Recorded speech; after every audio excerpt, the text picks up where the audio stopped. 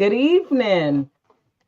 Tonight we have a special guest with us. As usual, we're definitely showing different parents on here, and the different parents their children have various deficiencies or disorders. So we're definitely showcasing families, parents, different children on here, and ultimately it's all to educate the world about the various disabilities that exist. Um, Tonight we have Stephanie Sargel on here. Hey Stephanie, thanks for coming on. This has been a long time coming.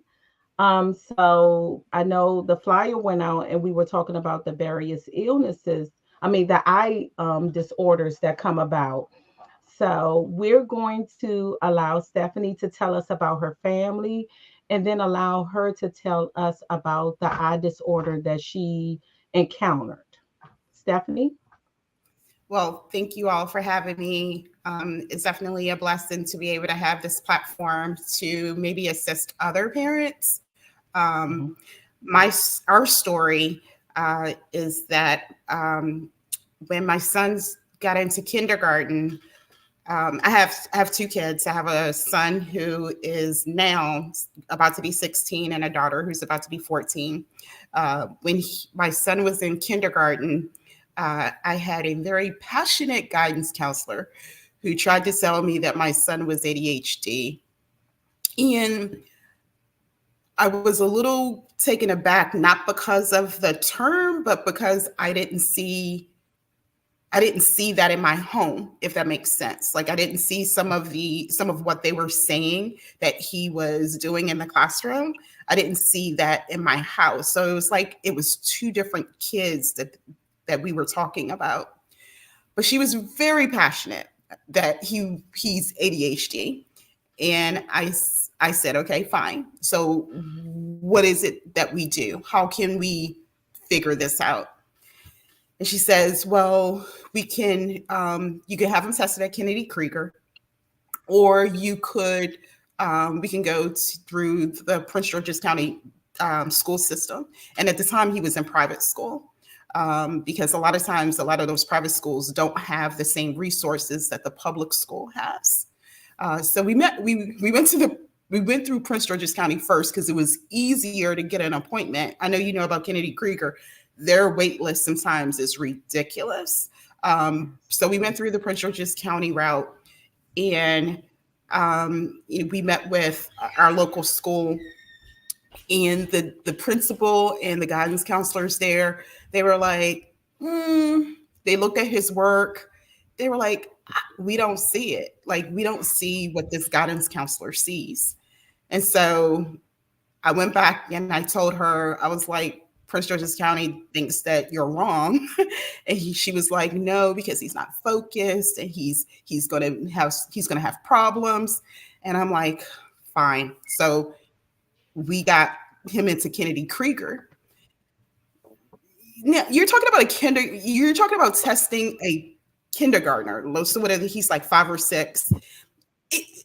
Those tests for a 5 or 6 year old and having them to sit still, and my son he's a boy. Boys are Mhm. active. He was going through this phase where he liked women. So he was not focused on the test. Okay. He just wanted to play. And so of course they labeled him ADHD because he was incapable of focusing on the test. So we took those results and we really didn't do anything with it. We told the guidance counselor that we have this, but we're not looking to do anything with it.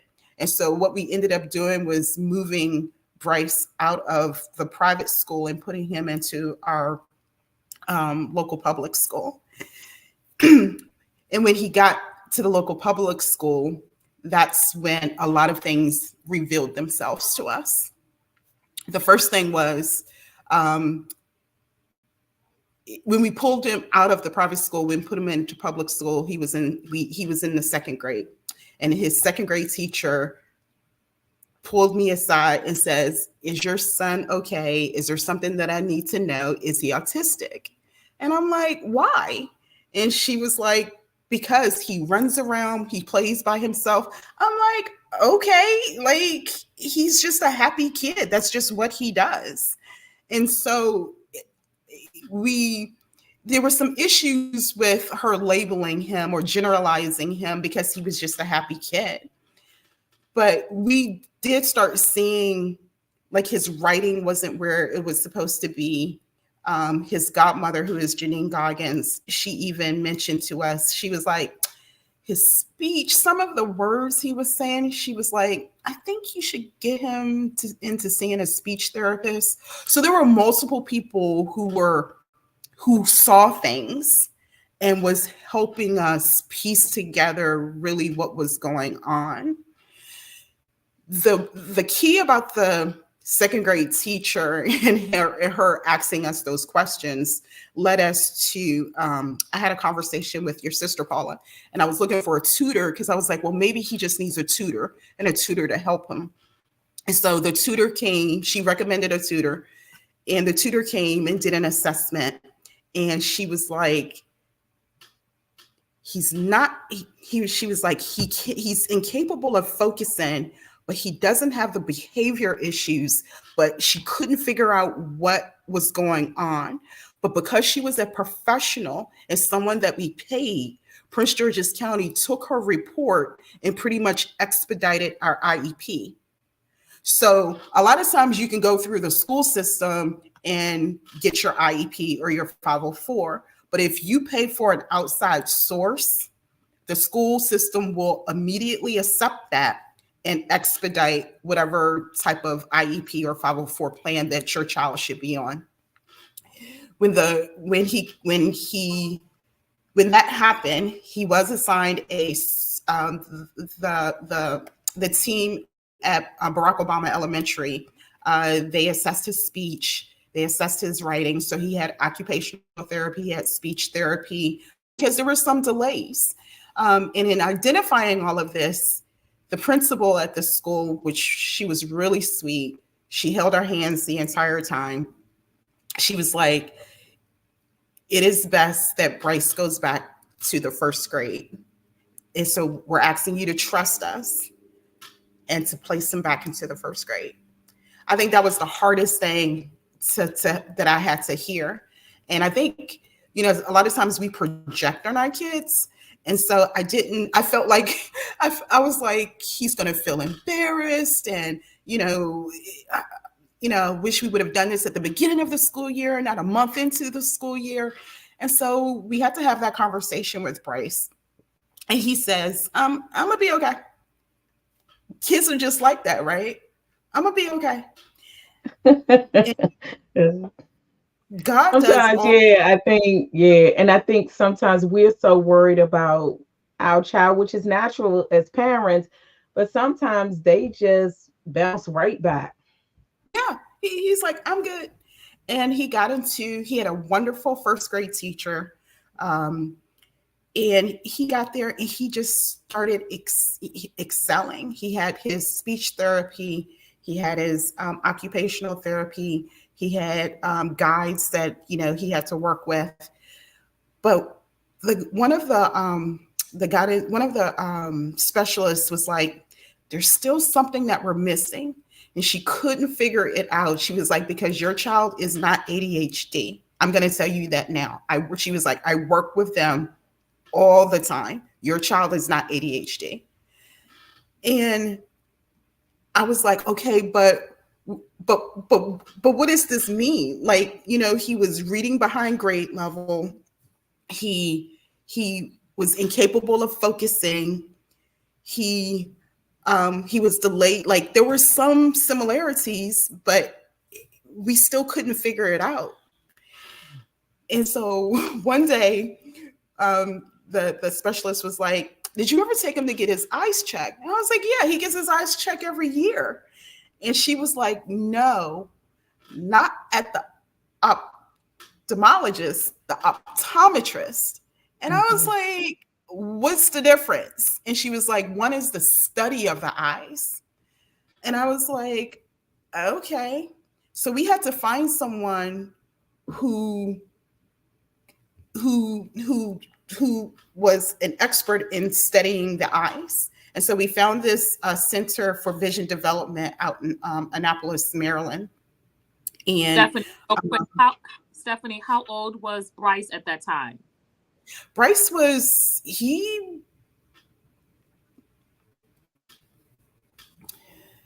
oh man, Bryce was, this was, I think he was in second. I think he was in second grade at this point. Okay. Because it was like we were just using the resources available to us to get him by, if that makes sense. Like we, whatever IEP, whatever provisions that they provided, we were just, and we kept the ADHD label. And that was important for us to keep it because they were invested in making sure that he had all the resources necessary to be successful. And so And that's why because we we need that had label. Mm-hmm. because he had an official label, Yep. and you know there's some stigma with those labels, but we were like, we don't care, we're going to use this to figure out what he needs so that he could be successful and that he can, you know, because my aunt who is in early childhood education, she was like, if your son, if he's not reading by the third grade, he's going to get lost. And Oh, so wow. we were like, we keeping this title until we figure this out. Absolutely. Yep. So we went to the Center for Vision Development, and she did these numerous tests. And of course, he's a little bit older now, so he can sit through some of these tests, but a lot of them were more puzzles. And so there was a vision test, some puzzles, and a few other things that he had to do. And so after everything was over, she was like, well, I can safely say that your child isn't ADHD. And I was like, okay, but what is going on with him? And she was like, your son has a number of vision disabilities. Wow. She was like, they're unnoticeable and you can't see it, you wouldn't know. But when he starts to track or follow, so like if you're reading, and of course you're reading in a line and you're following, that's when it shows up. And if you know anything about school, that's all they do. They're following, they're tracking, they're going through the lines. And she was like, that's why he is behind when it comes to his reading.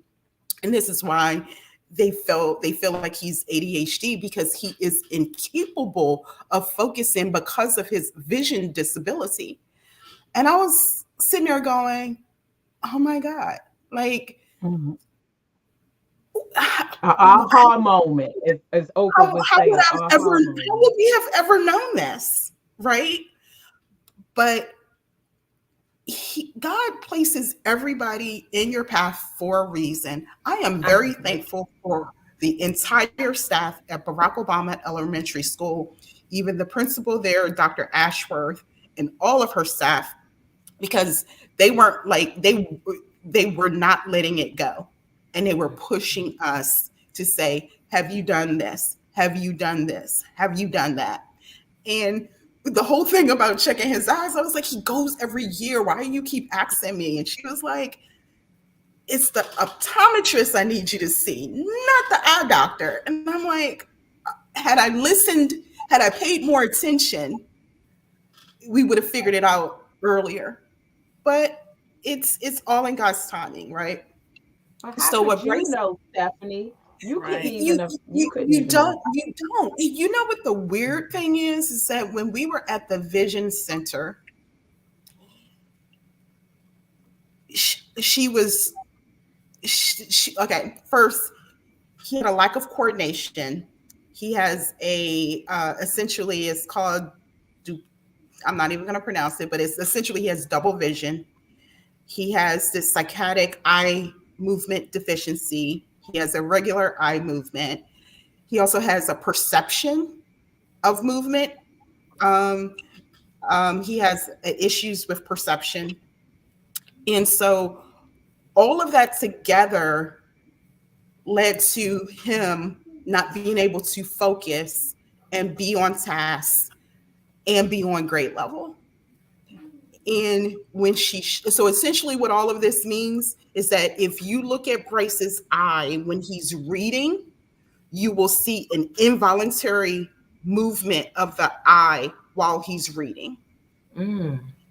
And you don't look at people while they're reading, right?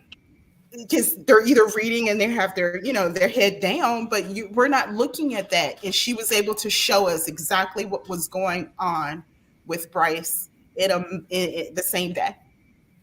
And so he had Stephanie, to. Mhm. I'm sorry. Does that present any pain for Bryce?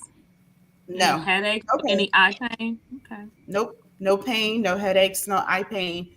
And so it's essentially, I don't know what causes it, but she was like, through therapy, he can learn to manage it, which I thought was very interesting. And so we spent, I think, like close to 2 years going to that center. And he would have to do exercises where he would have to, there's like a ball that will swing and he would have to catch it like with his pinkies, or he would have to track and, find letters, and he would have to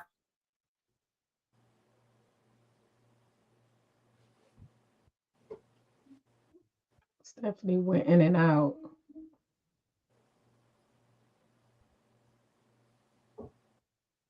I was hoping she'd come back in.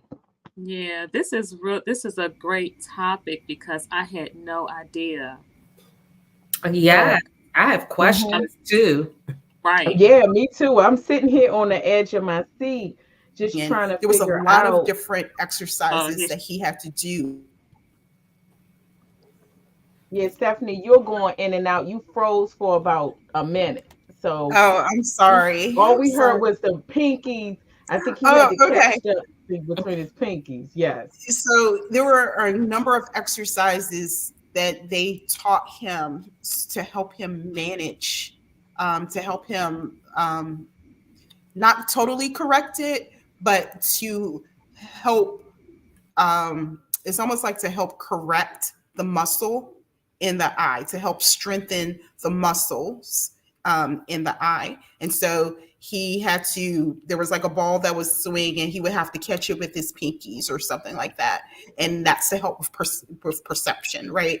Plus he had this double vision. And so there were things that he had to find on a piece of paper, and he was timed, right? And there were numerous other exercises that he had to do, but it was all to help to strengthen those eye muscles. And again, it's not something that's going to go away, but it's something that he is able to live with and continue to succeed.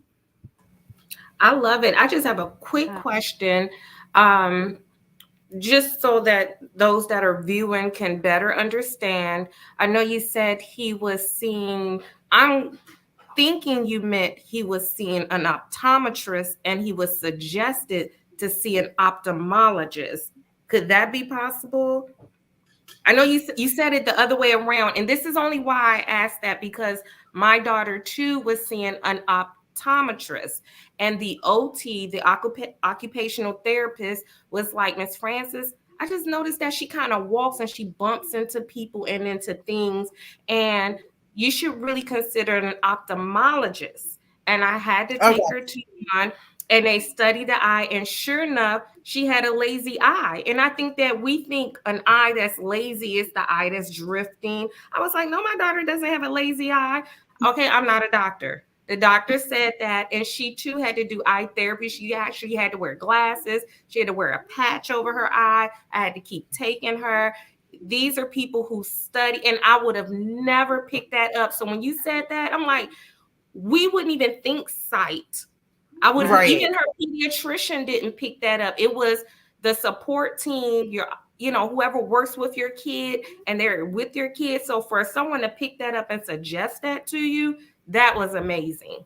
That I is knew I was really like, I knew I was gonna get those two mixed up. So You thank you do for I get them do correcting. mixed too. up, but I just think the study of, so Yes, ophthalmology. it's the study So yeah, of, yeah. yeah.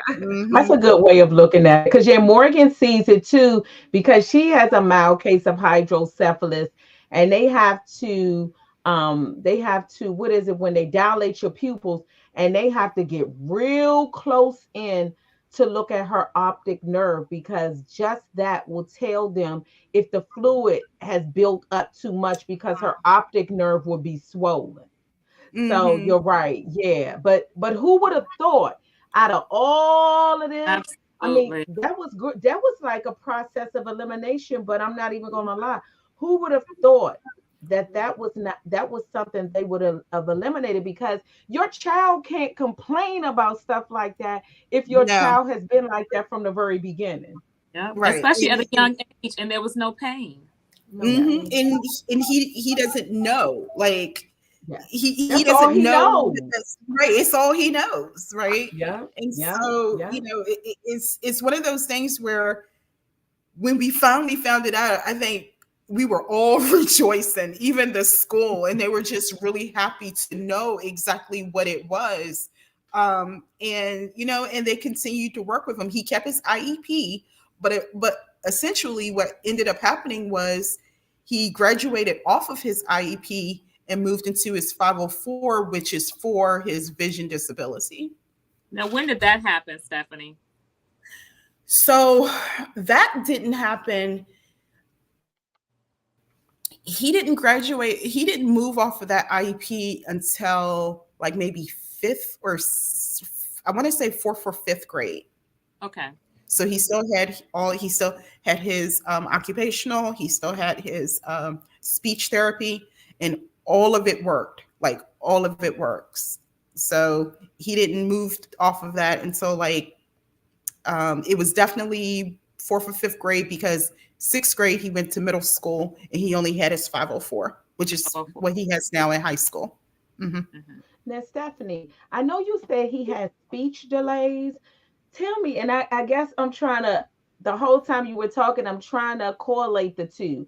How could his eyes affect his speech? Or is that It, something? Tell me. it was two different things. It was Wow.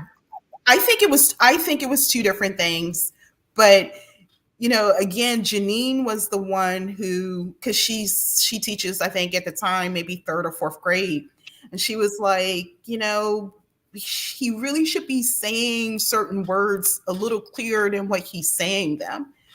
And Mhm. so I think at the end of the day, I think he just needed to marinate just a little bit more. I think he could have used being delayed in terms of going into school. I think it was a maturity factor. I think it was just a delay in just all his motor skills, Mm. and I just think I just think for him he just needed to marinate. I told my husband he just needs to marinate it a little bit. You And if know, anybody, That's a good way when to you say see the, when we show the recap and we show the pictures of Bryce, wow, it's I mean, just him growing up. I think he goes to our church. He was on one side of the church. I think I saw him when he was a little boy, and then when I saw him again, he was taller than me. it. Right.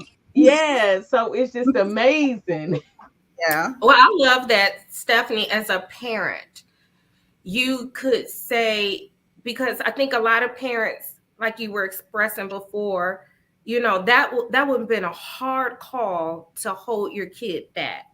Mhm. But on the flip side, even when you make the statement like, he probably could have used a little extra time. We probably could have delayed him going in.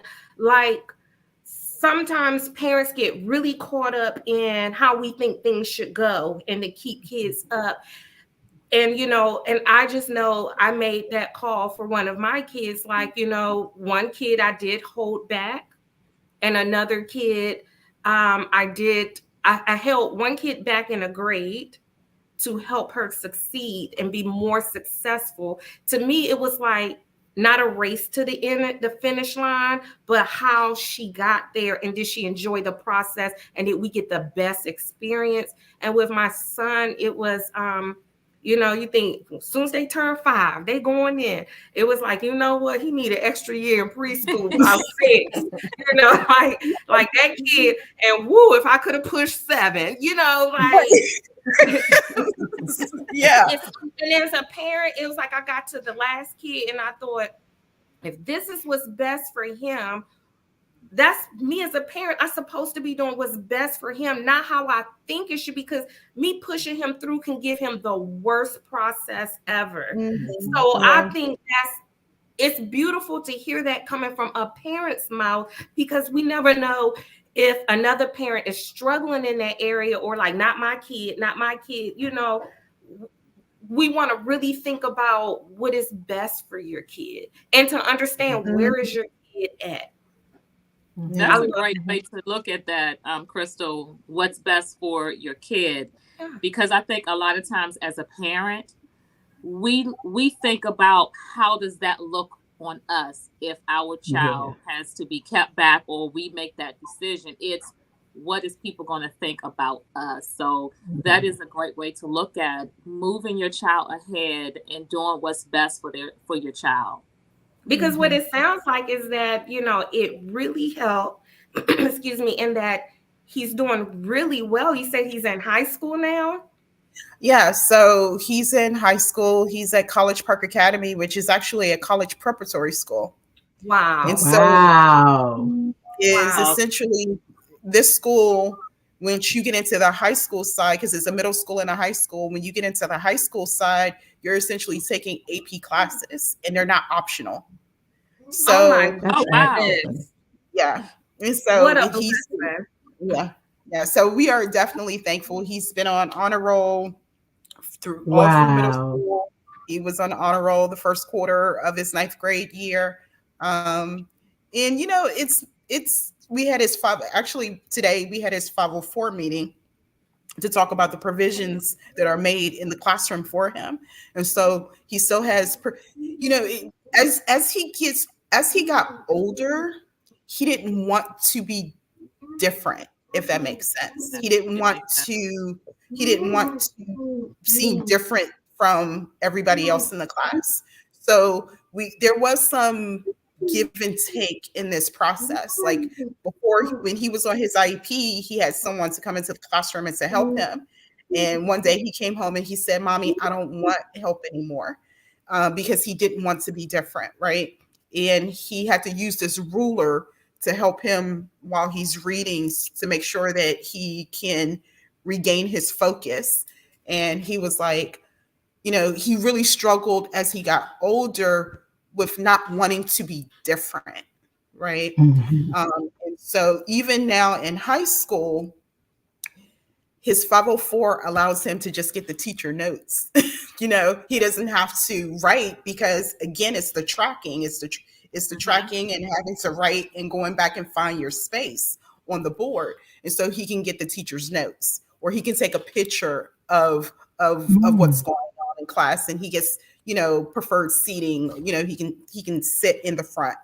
And I think I forgot what the other thing is, but we were just going over all the provisions, and that each of his teachers are saying that it's working and he's engaged in each of his classes and he's on task. And so, you know, this whole process just, you know, I'm just thankful that we're here. It was a rough start, but I mean, he's your firstborn. He's your firstborn. Yeah. He's up. Yeah, you know, that first kid, we're all learning. We're all figuring it out step by step. It does get a little rocky. And this was a hitting. This was hitting. I am so grateful that you did not take him off of the IEP and you went straight into that 504. Parents have no idea how important it is to be able to have those resources. The 504 plan is is an absolute amazing plan to move forward with. And Bryce is a prime example. Now, Stephanie, how did you feel when he came home to say he didn't want to be different? He didn't want the aide in class with him anymore. How did you and your husband come to that decision to either honor it or tell him, well, no, Bryce, we need to keep this person? So we listened to him and we were like, okay, I was like, I don't think you're ready, but let me talk to your IEP team to see what they're saying. And so sometimes they will pull him out of class versus coming into class. And so it was like a compromise type of a situation. But eventually he did 100% get off of the aid. Like he didn't have the aid at all. That's just like, of course, he didn't need the speech therapy or the occupational therapy anymore. Okay. That is I want to awesome. go back to the beginning. I had no idea. Wow. I think we went full speed ahead. The coolest thing is and you may, some of you have kids in college, but I spoke with the guidance counselor today and I said, I heard a rumor that this 504 can follow him in college. Absolutely. Absolutely. Yes. That is those in college because those teacher notes are very important. Very important. Yes. And that extra time. Yes. Yeah. I want to go back to the beginning because I think, we didn't really get a chance to talk about how you and your husband, how did you all deal with not knowing? Because I think the hardest part, I think for me, of course, Morgan wears her disability. So that's a lot easier. But how did you guys deal with okay, it's ADHD. No, it's autism. And then you all still not knowing. How was that? How were you guys doing that process? How did you guys kind of deal with that process? Because I know that was hard, especially when you didn't see it at home, because let's keep it real. Sometimes when our kids went to school, they did act a certain way at school that they didn't act at home. So how did you all kind of do process of elimination, and what did you do to get to that final finish line to find out what was wrong? Tell us about that whole process. So,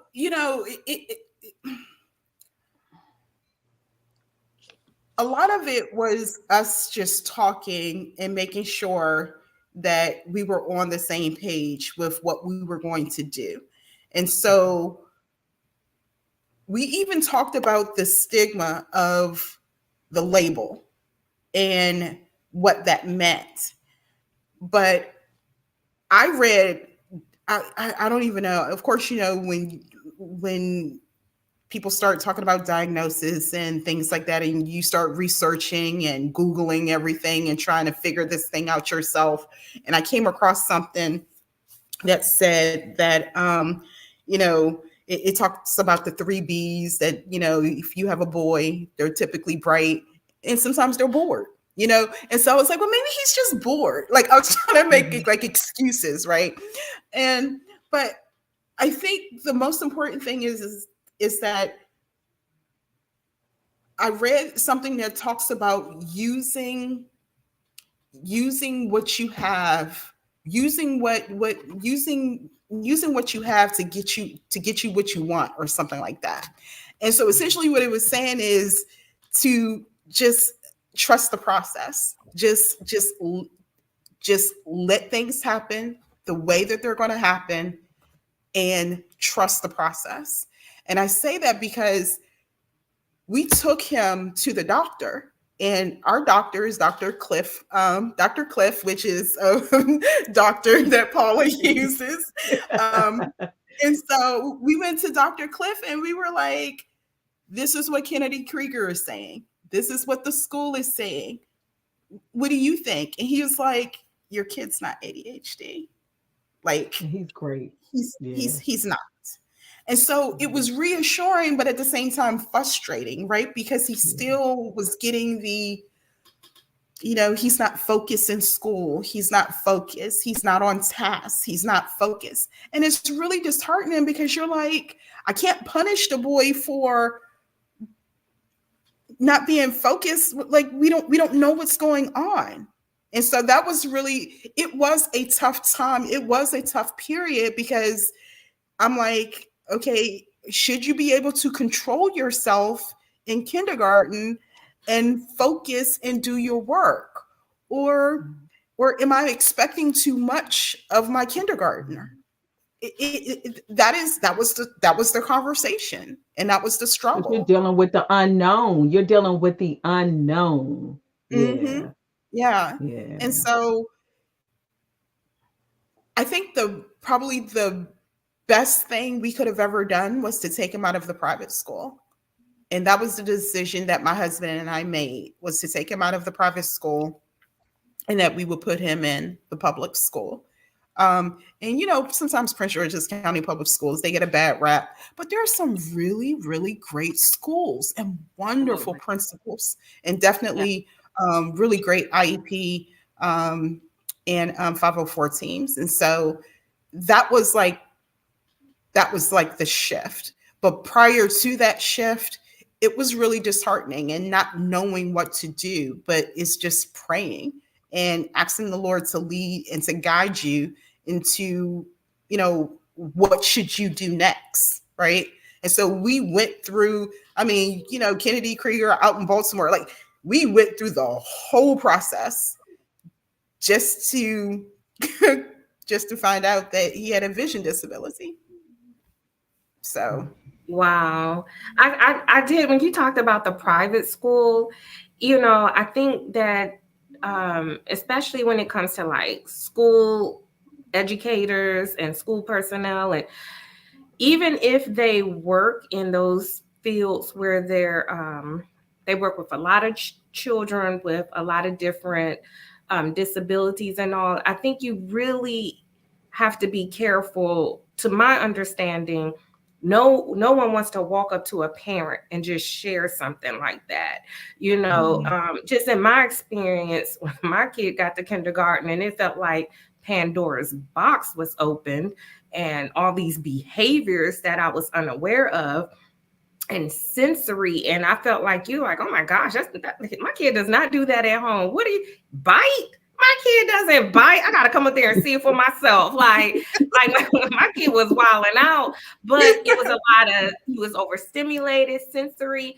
Yes. Staff just came up and a teacher, and they were just like, Miss Francis, we might want to just have him evaluated just to see what was going on. At the time, I would not even have considered ADHD. I can't even tell you I knew what it looked like. I just knew a lot of kids have it.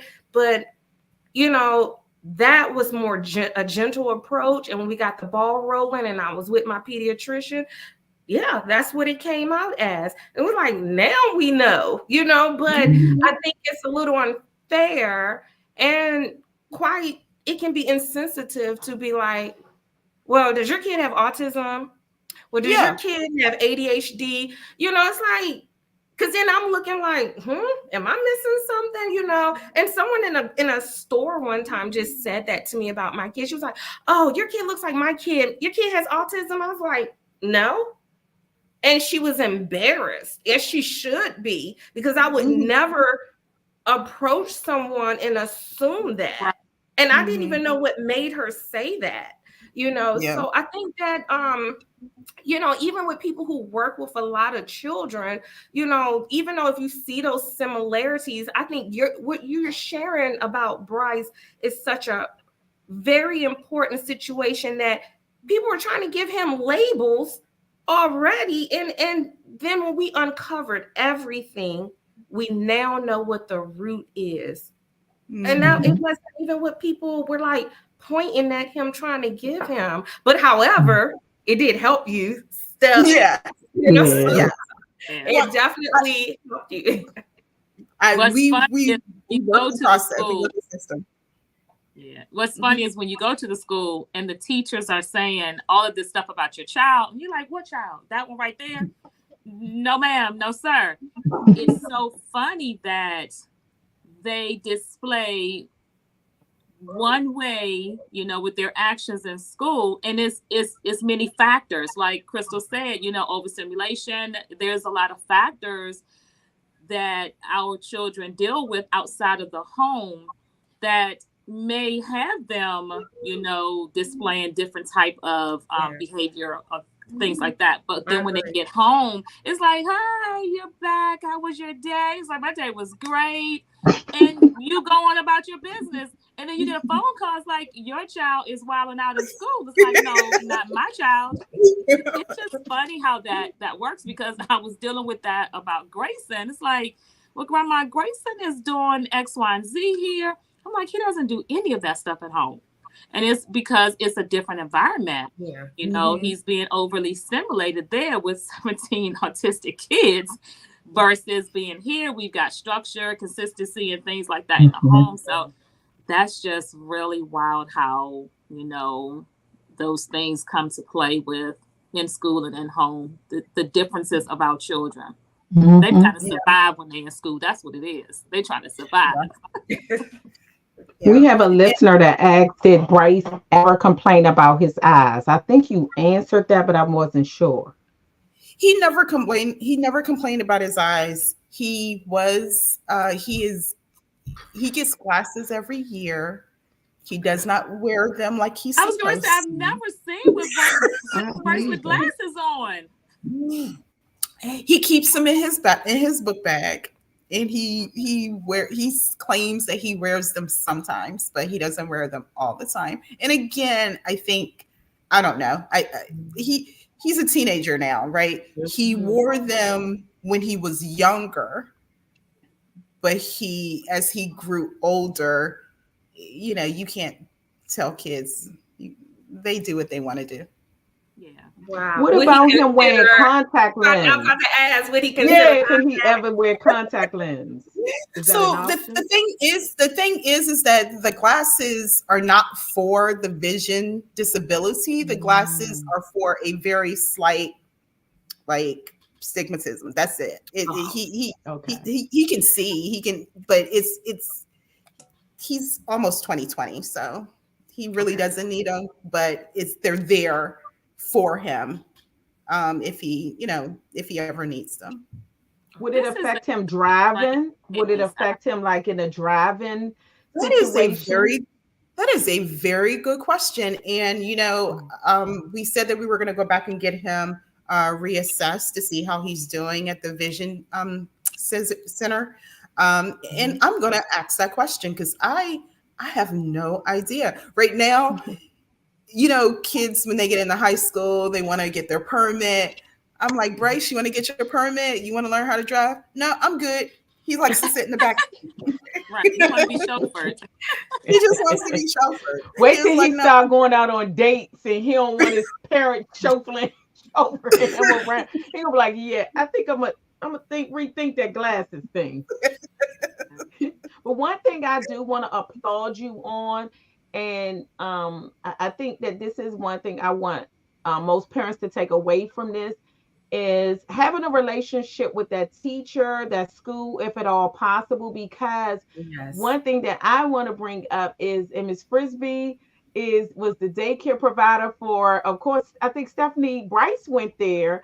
And for my family, my family kids, the Carries, Jeremy, I think the Tates, more people went there. Yeah, we love Miss Frisbee. It turns out that when we were taking them there, we had worked with her sons at McDonald's, our first job. Those were our buddies. But one thing that I wanted to bring out is Jeremy went to her a day or two before he was turning 2. We always noticed the difference in Jeremy's talking. Devin almost came out like a grown man. He was saying long sentences. He was giving paragraphs, and Jeremy would talk. And we would just be like, huh? We could not understand Jeremy. And I'm not kidding. And when I said we couldn't understand him, he would try to tell me something. I was like, say it again. Say it again. And he would get so frustrated and be like, forget it. And I was like, I can't understand him. Which was a distinct difference between Devin. He went to Miss Frisbee a day before he turned 2. Miss Frisbee, after a week at Miss Frisbee, she pulled me to the side, and it wasn't easy for me to hear as a parent. I don't know why, but it was my first child, of course. LaShawn said, yup. LaShawn said Devin understood. Whenever nobody could understand it, we said, Devin, come here. Now I'm the parent. I said, Devin, come here. What did He was the interpreter. He said, Jeremy, what you say? And Jeremy said, he said, oh, he said he wants some more juice. I'm like, what in the But when I tell you, after a week of him going to Miss Frisbee, she pulled me to the side and she said, something's not right. She said, go get his hearing checked. Wow. Y'all, when she said that, I'm crying the whole way home.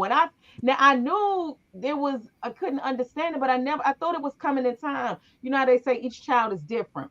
Well, do you know, I'm so glad I listened to Miss Frisbee. Miss Frisbee knew her kids well. I went and got Jeremy's hearing checked. Jeremy had fluid in his ears. Do you know, once Jeremy they had to put the tubes in his ears, it was a difference of night and day. So I say that to say, parents, don't be quick to get on the defense. Right. You have to develop a relationship with them teachers, with that principal. And when they come to you with stuff, like Stephanie said, some people said something about him being ADHD. I'm not going to say, okay, he's not. Let me get him tested. Let me start watching. But don't ever shut that down, because a lot of those people have seen things. And even if that's not exactly what your child have, it's a good starting point. Yes. So that's why I titled this, If You See Something, Say Something.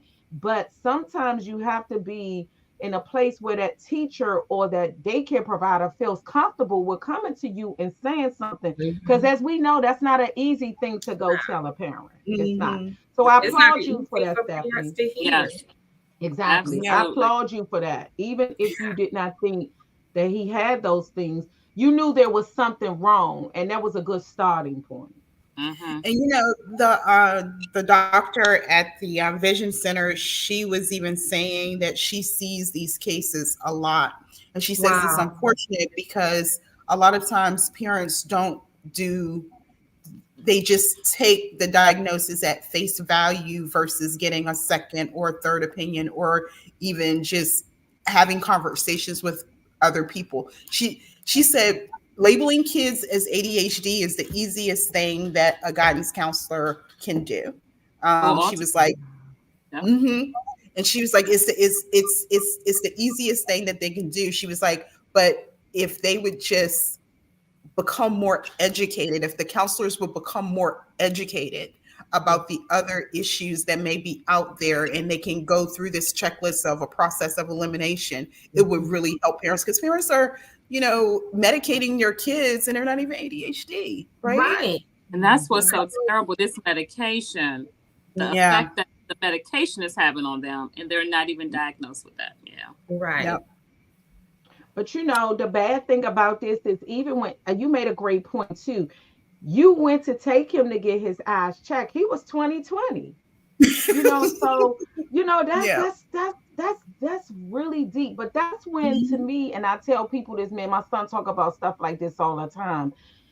That's when you are a parent. You won't stop until you find out what's wrong with your child. And that's what I told my son today. I said, some people are making the decision to have children, but they're not ready to be parents. When you are a parent, you deny yourself. I don't care if you have to take them to 1,000 appointments to get to the bottom of that problem. That's what we do as parents. If you're not prepared for that, you're not ready to be a parent. You're not. Wow. Because a lot of people are expecting to have perfectly healthy kids, but sometimes you got to put in the work. There are times for me with Morgan, I had to go tell them Morgan was ADHD. Nobody even knew it. And she goes to Kennedy Krieger. She was seeing a neurologist. And I'm like, I had to say, didn't y'all know she was ADHD? They were like, oh, well, here's some medication. I'm like, didn't you know most medications enhance seizure activity, and she has a seizure condition? Why would I put her on medication? It's so difficult. I'm so glad to have been a part of this, Stephanie, because I had no idea. And it's just to have parents to be aware, to listen to the labels, the diagnoses, but don't stop there. Go out. Somebody said, I thought I saw somewhere in the chat, somebody said you listen to it and then you investigate. You try to find out everything about it, because I noticed something that was off with Grace and my grandson. He wasn't hitting those milestones. I was like, something is wrong. And I went with my gut and I talked to his pediatrician, and things just went from there. And he was young, and everybody was like, well, Bunny, he's still young. Well, he was old enough that he should have been hitting certain milestones. So as parents or family members, we've got to be watchful of those things. Like, there are certain times when they should hit these milestones. So I'm glad that I followed through with that for Grayson, and I'm glad that we all are following through. Yes. It's just important not to just settle with the label. And even when they labeled Grayson as being autistic, my daughter, she did not like the label. And it's okay, because a lot of us, we don't want to be labeled. However, we needed the label to pull in the resources to get the help that he needed. So I had to explain to her, you've got to look at that in a different way. You've got to see it differently. We're not just saying he's autistic and putting this negative label on him. The label is to help him. And that's how I was able to start pulling in those resources. All I had to do is say autistic, autism, spectrum, and it was pulling in. And that's what we need to really understand, is it's not always a negative. Sometimes it's a positive. It's so that we can make the right decisions to get that help. And I'm so glad that Bryce is thriving. I'm so glad that he is still on that 504. Do not take him off that 504. No, he is on that on there. And elaborate on that 504. I want people to know, what is that 504 for? So Bryce is his vision disability actually is under the ADA. So he is protected under ADA. So his 504 is for him to have accommodations because of his disability. And so, granted, it is not a crippling disability. It's not a disability in which he can't function by himself or anything like that. And we don't take advantage of what they've given us, but we do make sure that he has the provisions, or he has the necessary tools that he needs to make sure that he can have more time to do his assessments and his classwork, that he has preferred seating, that if he's having a bad day, that he can just request a teacher notes so he doesn't have to write them. Because again, the involuntary eye movement happens when you're tracking. So as you're tracking, that's when the involuntary eye movement happens. And so he can just get the teacher notes, or he can take pictures of the notes. Like, it's all to make sure that he has all the tools that he needs to succeed and to be successful in school. Absolutely. I think that's awesome. I know a mom who definitely, her son has dyslexia, and she's really good with knowing the laws and things. And part of his accommodations is that teachers, if you hand out a paper in the classroom, her kid gets a digital copy of everything. So anytime a teacher is handing out a paper, he shouldn't get one. His should already be on a computer and things like that. And then she's always following up with teachers hey, I see you passed something out to my kid per this, that, and the other. She comes with it. Teachers should be kind of scared of her, because they should be scared of all coming with it. She's coming with the law. She's coming with what's in the IP. In case you didn't read it, it's again on this page under here, that this is what my child needs to be successful in this class, in the school, and things of that sort. And today she and I did meet with our high school principal, and we were just sharing that we're advocates in the building, representatives for parents who may need assistance with IEPs and 504s, or just getting started in the process or have questions. And one of the things we pointed out is like when we advocate for our kids, you know, we're really advocating for all kids, you know, and that's how I look at it. When my kid was in kindergarten, I'm not in kindergarten, when he was in the elementary level, I would be like, hey, I would tell the teacher, like, when I come in here and I stand up for my kid in this classroom and I'm getting the resources he needs, your whole class benefit. Your whole class benefit. If my kid needs a one-on-one aid, your whole class benefits, because you can continue to teach.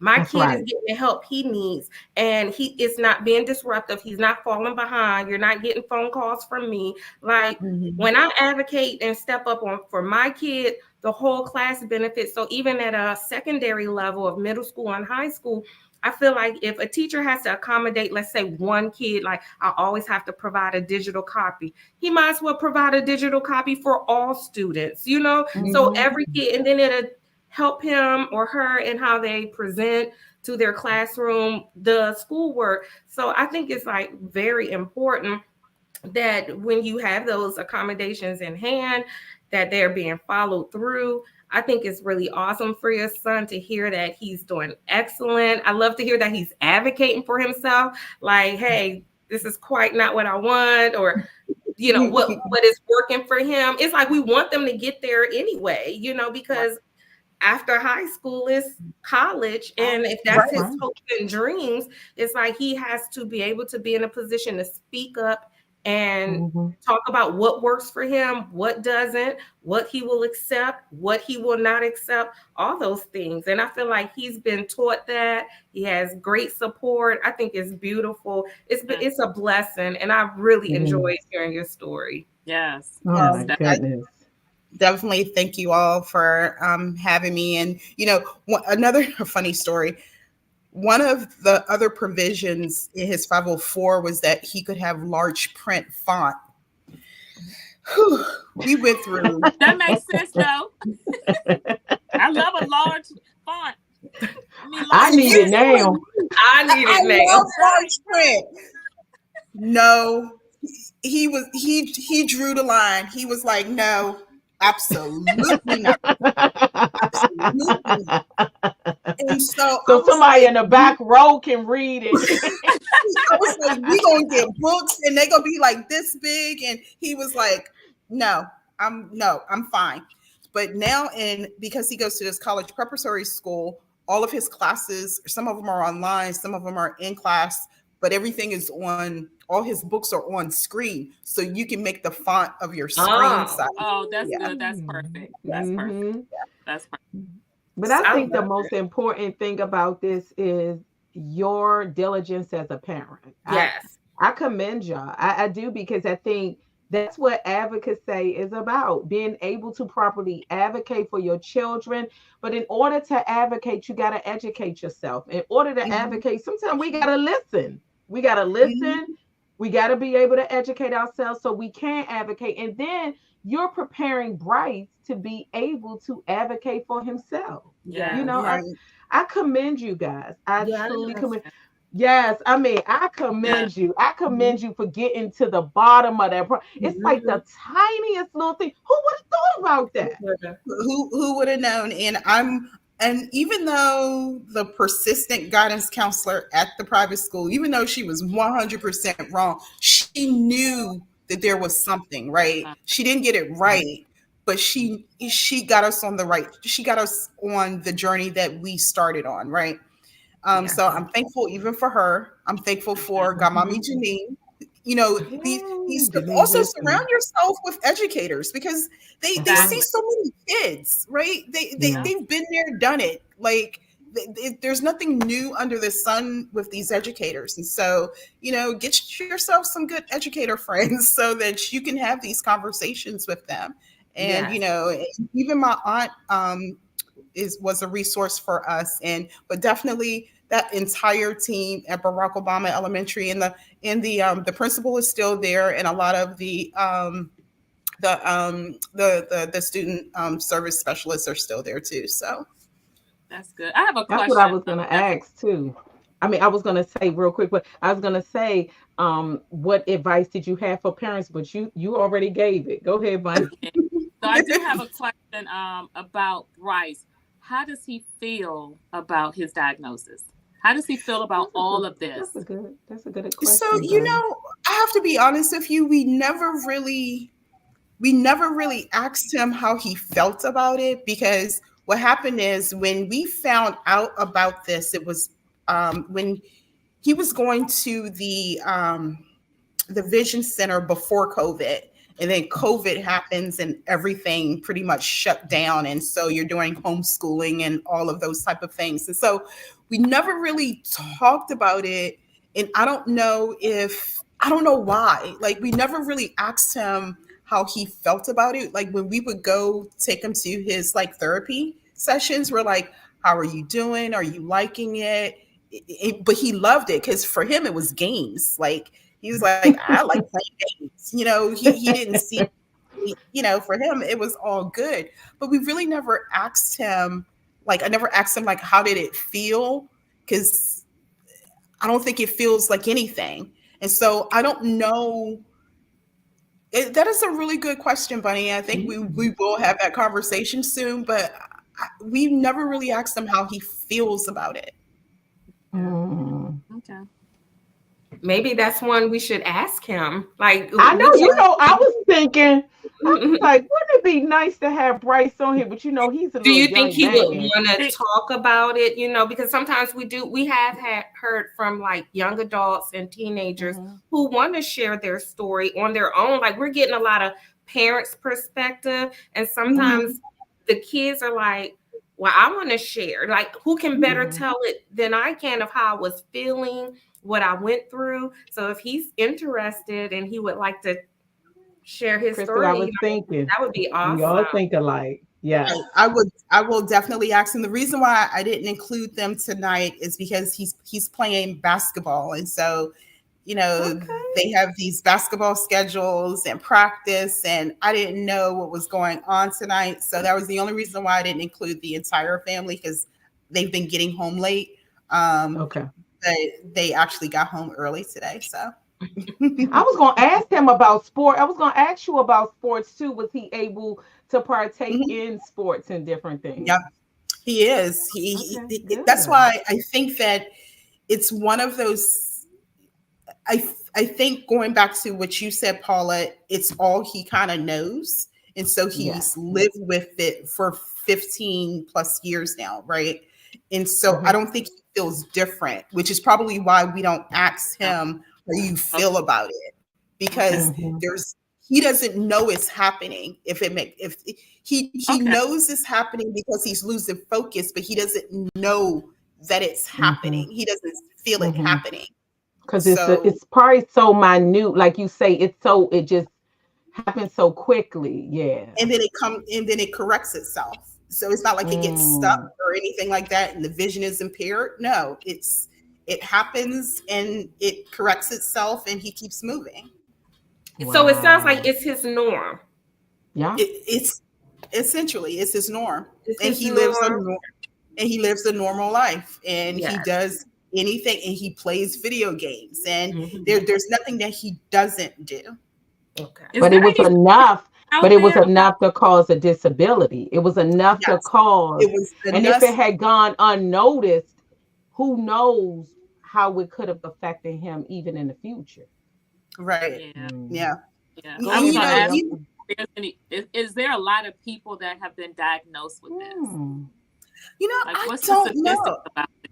Okay. Because I've never heard of it. You've never heard of it. Like, I've heard of double vision. I've heard of double vision before, but all of these things together, no. Right. I wonder if it's hereditary too. That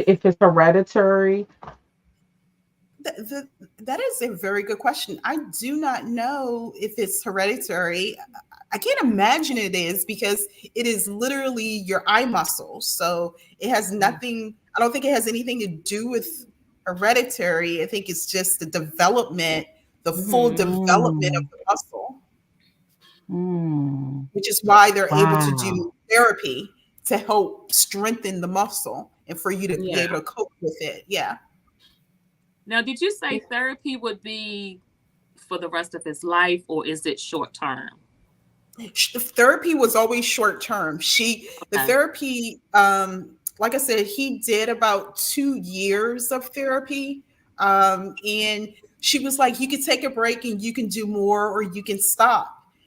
Again, COVID happened and we actually didn't go back, but that was because he was doing so well. Like if we felt Mhm. like he needed it because his grades were dropping or we saw certain things, we were going to take him back. But he's been doing great. That's But He's we are awesome. going learning to. how to cope with it. I think he's Mhm. learning how to cope with it. Wow. But that's What they that's what say? therapy was for. That therapy was to What make did sure they that he's. say? Mhm. Knowing is half the battle. You know how that's the Yeah, phrase, knowing is half the yeah. battle. It seems like I think just knowing and learning how, like you say, get the preliminary like diagnosis and then get him some therapy and then it's just learning how to cope with it. I guess, Mhm. man, that's great. I Yeah. when I just tell you So, this was very informative. And I'm Yeah. definitely in the recap. If you don't mind, Stephanie, I will list the mhm. various things. Okay, I'll definitely list the what he was diagnosed with. And so for those that just don't think, oh, you're getting misdiagnosis and you're still not satisfied as a parent, go that extra mile. And then if your child is exhibiting sometimes I don't know what it could be, but sometimes it's best because I know even with Morgan when they want to send her to the regular eye doctor, sometimes it's best to just get that detailed. I mean, just cover all bases. You know, when you take your car into the shop and they're saying it's one thing and you're like, okay, you fixed that, but something else is still going on. So no, Mhm. let's take it back and let's put it on a. I know they don't have a little all around machine where they can put it on there and say this That is the problem. a diagnostic Right. machines. Yeah, but But as a parent, but another thing is, vision therapy isn't covered under all insurance plans. No. Like oh What? my the Mm-mm. there, Look, we didn't even it's talk about that. What? Look, I'm with you, it, Stephanie. I know. but it was weird. We were on my medical plan for like a year, and I really didn't like it too much, and so we moved back to Kendall's medical plan. And of course, federal government, they got real good benefits, 100% paid for, all That of was it, awesome because because sometimes the it's federal not. government plan they have an and, extended, like they have an additional dental plan that you can pay for. They have an additional eye plan that you pay for. So they make them separate. Yeah. but But real quick, this was covered under his medical plan, and so we Wow. were really thankful for that because like the sessions out of pocket would have been expensive. That's what I was about to say. It is Mhm. expensive. You know, the doctor that I took my daughter to, the ophthalmologist, she was referred because she was someone who did work with children and adults with special needs. So that was, I immediately found out she was out of my network, but I will always sign that paper and turn that stuff in, try to get a reimbursement, 80%, any percent. But that Any. vision therapy, when my daughter had vision therapy, I was like, woo, how many sessions we got? Woo! That out of pocket, because I know you'll get reimbursed, but that out of pocket, and I knew it was for, and then eventually she came off of glasses because Paul, you haven't seen her in glasses in I years. She came off love of it. glasses and everything, and even now she goes every other year, and the doctor's like, oh, she's doing well. I don't need to see her. But I remember at the time, and now the insurance my husband have is covered. I was like, man, where were you a couple of years ago when we was like the therapy is not, Yes, yeah. the therapy the therapy that like really shocked us, and I was like, Lord, you are really guiding this thing because that would have been a lot of money. And one of So the But listeners he they wanted to ask what's the name of the center in Annapolis that you took Bryce to? so the name of the center is the Center for Vision Development. and it is Dr. Kungle, Cungle.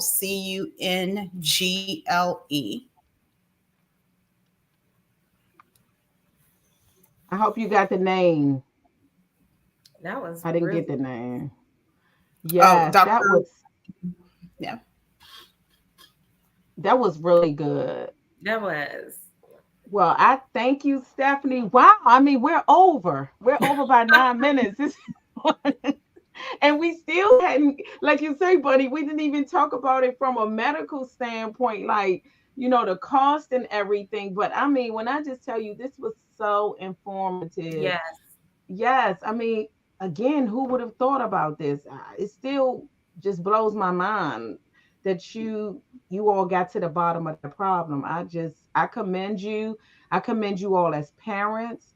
yes, Um, I just that's my I mean, I just commend you guys because you wouldn't stop until you found out what the problem was. And I think if nothing else us parents could take away from this is going with your gut feeling and don't stop 100%. until you get what your child needs. absolutely. Yes. Absolutely. So I And it's the whole labeling thing, and getting over that, and it's just making sure, our young Black boys, they need so much support. They They do. need they need every bit of leverage they can mhm, to mhm, to to make it and to be successful. And Yes, so we can't just, it's almost like what you were talking about, being a parent, being ready to parent. It's like you have to be all in for them. That society now is so much different. They're facing mhm, a lot of different things than we faced when we were in school. Um, all of our kids need our support, and they that's need right. our ears, they need our love, they That's need our right. guidance. And most importantly, we have to teach them to advocate for themselves. And that is what Mhm, Bryce is doing now. Because, like I said, we had a 504 meeting today, and the guidance counselor said, I actually just met with Bryce, and Bryce told me X, Y, and Z. And he was like, he's like, you've prepped him well. I was like, okay, well, this is going to be a very short meeting then. So, That's wow. good. they need all of that, and we have yeah, to give Mhm. it to I totally agree. I I agree. again a great, great, great session. yes. Stephanie, thank you so much. I know we've been trying to get you on a calendar for some time. You stay so busy. But I really, really, I really, really appreciate you taking the time out to come and share your story. I'm pretty sure, like with me, Crystal and Bunny, you've helped us in so many ways. And I pray that you've helped some whoever is listening, whoever couldn't listen tonight but can go back and listen. Guys, send this to somebody because somebody needs to hear this. And I really just thank you for just sharing your story. And hopefully in the future we can get Bryce to come on here and share his story from his standpoint. We definitely are starting to line up more of our young people and just encouraging them to get on here, tell their story because not only do the parents need to hear it, it's a lot of young people that are going through different things that don't know how to advocate for themselves. So that's another thing that advocacy is taking on so many different directions, going down so many different paths because we also need to teach our kids to advocate so that they can help these other kids that don't have somebody to advocate That's for them. right. Yeah, That's right. so yeah, this is taking on a life of its own. So I just want to thank you again. Thanks, Crystal and Bunny. And Yeah. next week we will have another show on. We will be sending out flyers. So share as much as you can. Um, Absolutely. and again, if you couldn't listen, go back. We have YouTube, we have it on Twitter, and we have it on Facebook. So if you don't have social media, you can always go on YouTube and look at us. So again, thanks, ladies, and you guys have a wonderful evening. Thanks, Thank you. Stephanie. Thank you. Bye.